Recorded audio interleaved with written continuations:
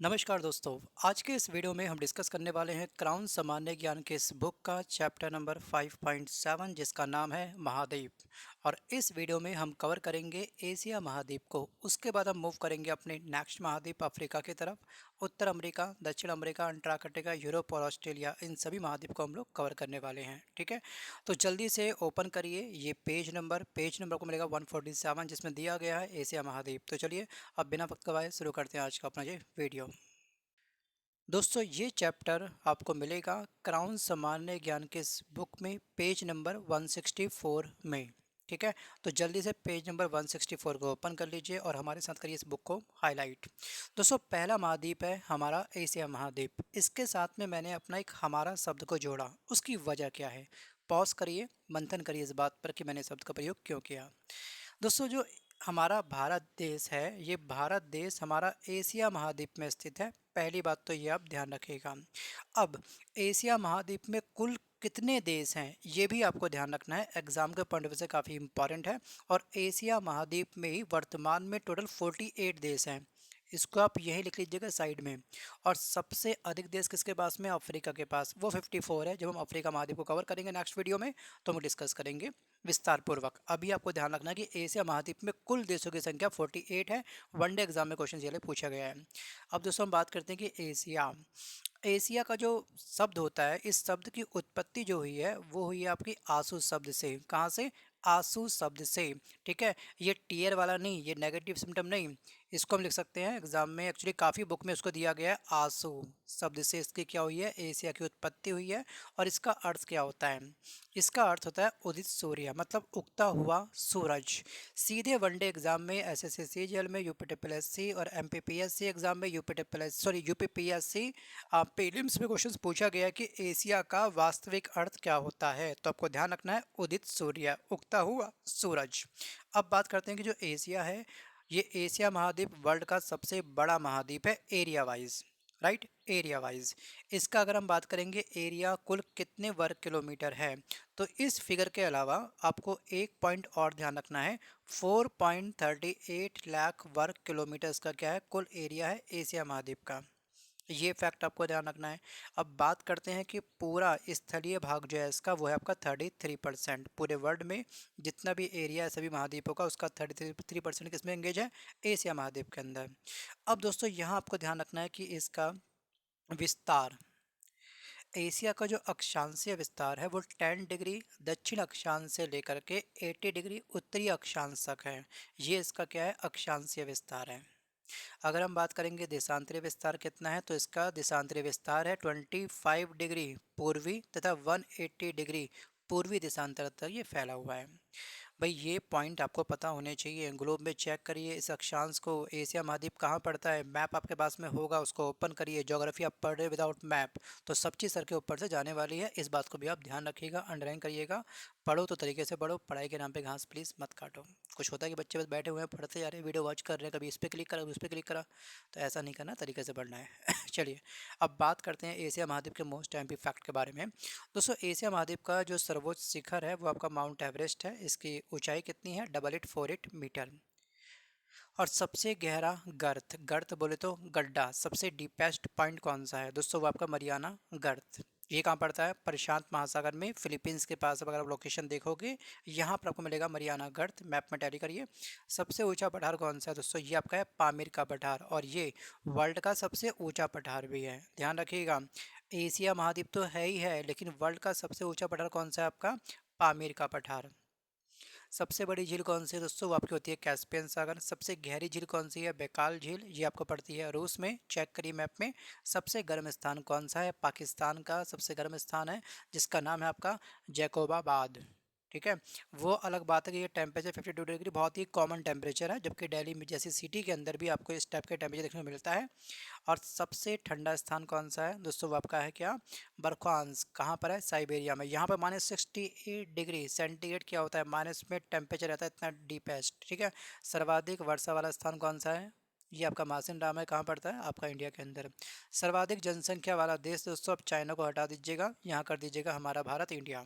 सबसे लंबी रिवर दोस्तों, ये आपकी यांगटीसी क्या, जो पड़ती है चीन में, और यांग टीसी क्यांग की कुल लंबाई कितनी होती है 5797 किलोमीटर। अब यहाँ पे मैं एक चीज़ और ऐड करना चाहूँगा कि जो इंडिया में सबसे लंबी रिवर कौन सी है, उसकी लंबाई क्या है, ये आप मुझे लिख के भेजिएगा। पिछली सीरीज़ में कई बार डिस्कस किया हमने, हमें डिस्कस किया है गंगा के बारे में, यमुना के बारे में, ठीक है, बेतवा के बारे में, सोन नदी के बारे में, नर्मदा, कावेरी, कृष्णा, गोदावरी, पूर्वी प्रवाह, ठीक है, पश्चिमी प्रवाह वाली रिवर, जो भी आपको याद है वो सभी आप मुझे इस वीडियो पे कमेंट जरूर करिए, क्योंकि रिवीजन करना बनता है भाई। रिवीजन है तो कॉन्फिडेंस है, कॉन्फिडेंस लेके एग्जाम में जाओगे तभी एग्जाम क्रैक है, वरना एक होता है खोखला कॉन्फिडेंस। एग्जाम से एक दिन पहले 15-20 मोटिवेशन वीडियो वॉच कर लो यूट्यूब पर, तो उससे एग्जाम क्रैक नहीं होता है। वो बस फन्ने का बनने के लिए है भाई, जाना एग्जाम देने तो उस टाइप की वीडियो वॉच कर सकते हो, बट यहाँ पर पढ़ने वाले बच्चे तरीके से बुक को मेरे साथ हाईलाइट करते चलेंगे। अब दोस्तों यहाँ अगर हम बात करेंगे संसार का सबसे निचला भाग जो मृत सागर है, ये समुद्र तल से कितने मीटर की नीचाई पर स्थित है, कितना मीटर नीचा ये है दोस्तों, ये आपको हो जाएगा 400 मीटर। ठीक है, इसके तट पर इजराइल, फिलिस्तीन और जॉर्डन है। मोस्ट टाइम पे क्वेश्चन ये है कि संसार का सबसे निचला भाग मृत सागर के तट पर कौन कौन से देश स्थित हैं। अब करिए यहाँ पर मैप को ओपन, चेक करिए इजराइल, फिलिस्तीन और जॉर्डन की लोकेशंस क्या हैं।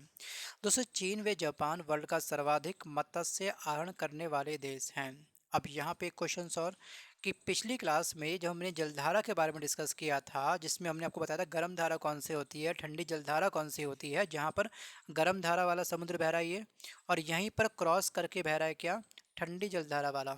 तो इसके बीच में क्या हो जाएगा, पानी आपका हो जाएगा गुनगुना पानी। ठीक है, क्या हो जाएगा, जलधारा ठंडी बह रही है, गर्म बह रही है, यहाँ पे इसका मिलन। तो यहाँ पर किस चीज़ का उत्पादन सबसे अधिक होगा दोस्तों, ये आपका होगा मत्स्य उत्पादन। यहाँ पे मछली काफ़ी अधिक बनेगी, याद आ गया। तो ठीक है, आगे हम बात करते हैं यहाँ पे दोस्तों कि जो सिंधु नदी पर तारबेला बांध परियोजना पाकिस्तान की सबसे बड़ी सिंचाई परियोजना है। अब इंडिया और पाकिस्तान की अंतर्राष्ट्रीय सीमा की कुल लंबाई कितने किलोमीटर है, 3 तिगाड़ा काम बिगाड़ा, इतना बड़ा हिंट मैंने आपको दे दिया, बहुत है। इसमें तीन तीन बार आते हैं, बढ़िया, आगे पिछला बोलिए। इस सिद्धांत पे कुछ लोग पढ़ेंगे तो प्लीज़ इससे बढ़िया कि आप वीडियो को क्लोज कर दें, ना पढ़ें। चलो भाई, अब बात करते हैं श्रीलंका पाक जल संधि भारत से अलग होती है, और ये परवाल द्वीप है जिन्हें एडम का पुल या फिर आदम का पुल भी कहा जाता है। श्रीलंका को पूर्व का मोती भी कहते हैं। और जो महावेली गंगा श्रीलंका की सबसे लंबी नदी है, श्रीलंका की सबसे लंबी रिवर कौन सी है भाई, महावेली गंगा है। Most most most MP point. इसके अलावा अगर हम बात करेंगे, नेपाल एक स्थलीय अवरुद्ध देश है, इसका विदेशी व्यापार कलकत्ता पतन से होता है। और यहाँ पे अगर हम बात करें एशिया महाद्वीप के बारे में, तो आपको एक चीज़ और ध्यान रखनी है कि ये जो आपका जापान है कहाँ पड़ता है, एशिया महाद्वीप में ना। तो जापान का सबसे बड़ा प्राकृतिक बंदरगाह कौन सा है, पतन से हमको भी याद आया, इस बुक में आई थिंक इसको नहीं दिया गया जब इसको हाईलाइट किया था। तो आपको ध्यान रखना है कि जापान का सबसे बड़ा जो प्राकृतिक बंदरगाह है उसका नाम है याकोहामा। क्या नाम है उसका, उसका नाम है याकोहामा, लिख लीजिएगा इसको आप अच्छे से। और एशिया महाद्वीप में सबसे अधिक जलयान, जो मतलब जो शिप होते हैं ना, वो बनाए जाते हैं, ये आप ध्यान रखिएगा। राइट, चलिए अब बात करते हैं अगले पॉइंट पर कि भूटान। देखिए ध्यान से, एशिया महाद्वीप को मिलेगा भूटान। भूटान एक स्थल अवरुद्ध देश है जिसे सर्पराज का देश भी कहा जाता है। सांपों पर राज करने वाला देश कौन सा है दोस्तों, यह हो जाएगा आपका भूटान। अब दोस्तों यहाँ पर आपको एक चीज़ और हमें लिखकर भेजनी है, कमेंट करना है दोस्तों। ये भूटान भारत के पड़ोसी देशों के साथ में सीमा का विस्तार में जो भूटान का सही क्रम है किलोमीटर वाइज, कौन सा क्रम है, बढ़ते हुए टॉप पर रहेगा, उससे कम उससे कम उससे कम उसके कम के आधार पर भूटान का कौन सा क्रम, और कुल कितने किलोमीटर हम लोग सीमा साझा करते हैं भूटान के साथ। दोस्तों कहते हैं कि हमने कितना घंटे पढ़ा इंपॉर्टेंट नहीं, कितना हमने हमारे माइंड ने डाइजेस्ट करा नॉलेज को, वो इम्पॉर्टेंट है। कहते हैं ना कितना खाया ये इंपॉर्टेंट नहीं है, बॉडी ने कितना डाइजेस्ट किया ये इंपॉर्टेंट है। बस यही चीज़ को आप जितनी जल्दी समझ पाएंगे वो उतना आपके लिए अच्छा होगा। बाकी ज़्यादा कह रहे काउंसलिंग वाला ये वीडियो है भी नहीं, नाम अभी करने के मूड में है फिलहाल। समझदार के लिए इतना सारा काफ़ी होगा। दोस्तों इंडिया और भूटान की अंतर्राष्ट्रीय सीमा की लंबाई होती है 699 किलोमीटर। इसको भी आप बुक के साइड में कहीं लिख लीजिएगा। अब बात करते हैं भूटान का सर्वोच्च शिखर कौन सा है। दोस्तों ये सर्वोच्च शिखर है आपका कुल कंगरी। ठीक है, इसकी कुल ऊंचाई कितनी है, 8,200 मीटर। अब बात करते हैं म्यांमार के बारे में दोस्तों। तो म्यांमार भी क्या है, हमारा पड़ोसी देश है और ये 5वें क्रम का देश है। और इसके साथ में जो हमारी अंतर्राष्ट्रीय सीमा साझा होती है वो होती है आपकी 1643 किलोमीटर। और उसकी नई राजधानी बनाई गई है। राजधानी क्या है इसकी, नई पाईताव। एशिया में सर्वाधिक रबड़ का उत्पादन जो करता है वो करता है थाईलैंड। बट इंडिया के अंदर सबसे अधिक रबड़ का उत्पादन कहाँ पे होता है, तो ये आपको बुलेट पॉइंट बना के लिख लेना है। ये आपकी है केरल। देखिए जो पॉइंट इसमें नहीं दिए गए हैं मैं उनको भी कवर करने का प्रयास कर रहा हूँ। आपके लिए पॉसिबल नहीं कि आप मार्केट से अलग अलग 10-12 पब्लिकेशंस की बुक ला के पढ़ो इस टॉपिक को, है ना। तो सिंपल एक ही वीडियो को तरीके से देखिए, एक ही बुक को तरीके से पढ़िए। जो एडिशनल फैक्ट होंगे, मोस्ट टाइम पे फैक्ट जो एग्जाम में पूछे गए हैं उनको भी हैंड टू हैंड कवर करवाते रहूँगा। अब दोस्तों चीन जो है वो एशिया का सर्वाधिक टीन उत्पादक देश है। सबसे अधिक टीन का उत्पादन कहाँ पे होता है, ये आपका होता है यहाँ पर चीन के अंदर। और चावल का सर्वाधिक उत्पादक देश कौन सा है, चीन है। तथा भारत चाय का सर्वाधिक उत्पादक देश है। अच्छा मैंने वो उसके बारे में बताया आपको कि चाइना के बारे में नहीं बताया, शायद इस वीडियो में भी रिकॉर्डिंग नहीं करी मैंने। देखिए इंडिया और चाइना के अंतर्राष्ट्रीय सीमा की जो लंबाई होती है कितने किलोमीटर होती है, ये होती है 3488 किलोमीटर। और Pakistan 3323 kilometre. Right, China second number पे है लेंथ के मामलों में और थर्ड नंबर पर पाकिस्तान। इसलिए मैंने कहा था तीन दिगाड़ा काम बिगाड़ा, इसमें तीन तीन बार आते हैं। आई थिंक आपको क्लियर हो चुका होगा। अब दोस्तों बात करते हैं कि जगोटा, जगोटा है क्या। दोस्तों जगोटा त्रिभुज एक बड़ी औद्योगिक शक्ति के रूप में उभरा। इसमें आपका जापान, साउथ कोरिया और ताइवान आते हैं। इन सबको एक ट्रायंगल के रूप में देखा गया है। राइट, अब हम आगे बात करते हैं कि संघाई को क्या कहते हैं। संघाई को चीन का मैनचेस्टर कहा जाता है। संघाई को चीन का मैनचेस्टर कहा जाता है। अब दोस्तों यहाँ पर आपको एक चीज़ और ऐड करनी है कि आखिरकार मैनचेस्टर होता क्या है। दोस्तों सूती वस्त्र का जो उद्योग होता है उसे बोलते हैं क्या, मैनचेस्टर। और जो इंडिया का जो मैनचेस्टर है, भारत का मैनचेस्टर किसे कहा जाता है, ये कहा जाता है अहमदाबाद को। ठीक है, अहमदाबाद भारतीय राज्य गुजरात का सबसे बड़ा शहर है, ये आपको ध्यान रखना है। और यहाँ से साबरमती नदी इसके बीचों बीच से होकर के गुजरती है। ये फैक्ट भी आप चाहो तो साइड में बुक में लिख सकते हो। और पढ़ाई चाहने के हिसाब से नहीं होती है, पढ़ाई होती है ज़रूरत के हिसाब से। अगर आपको सच में ज़रूरत है एग्ज़ाम को क्रैक करने की, अपने पैरों पे खड़ा होने की, तो आपको लिखना पड़ेगा। अब बात करते हैं एलिफेंट माउंटेन कहाँ पे स्थित है, कंबोडिया में स्थित है। और एक शब्द है यहाँ पर कागोन। कागोन क्या है दोस्तों, कागोन एक उष्ण कटिबंधीय घास है जो हमेशा उगती है केवल फिलीपींस के अंदर। कहाँ उगती है, फिलीपींस के अंदर। यूपी पीएससी प्रीलिम्स एग्जाम में मिलान करने के लिए आपको देता है कई बार घासों के नाम मिलान करो समथिंग करके। वहाँ पर आपको ये कागोन टर्म, कागोन शब्द कई बार दिया गया है। कागोन क्या है, कागोन एक उष्णकटिबंधीय घास है जो आपको फिलीपींस में उगती हुई देखने को मिलेंगी। बेरिंग जल संधि, दोस्तों बेरिंग जल संधि अंतर्राष्ट्रीय तिथि रेखा के समानांतर है। और इसके अलावा इंडोनेशिया की राजधानी क्या है, जकार्ता है। जकार्ता जावा द्वीप पर स्थित है। कहाँ पर स्थित है, जावा द्वीप पर स्थित है। उसके बाद दोस्तों अब यहाँ पर हम बढ़ेंगे अफ्रीका महाद्वीप की ओर। बट फिर भी कुछ ऐसे फैक्ट जो आपको अच्छे से ध्यान रखने हैं कि जापान में दोस्तों एक स्थान है आपका क्या, टोक्यो याकाहोमा नगर। ये क्या है, ये आपका क्वाटो के मैदान में बसे हुए हैं। अब कुछ एडिशनल फैक्ट आप लिख लीजिए फटाफट से इस बुक के अंदर।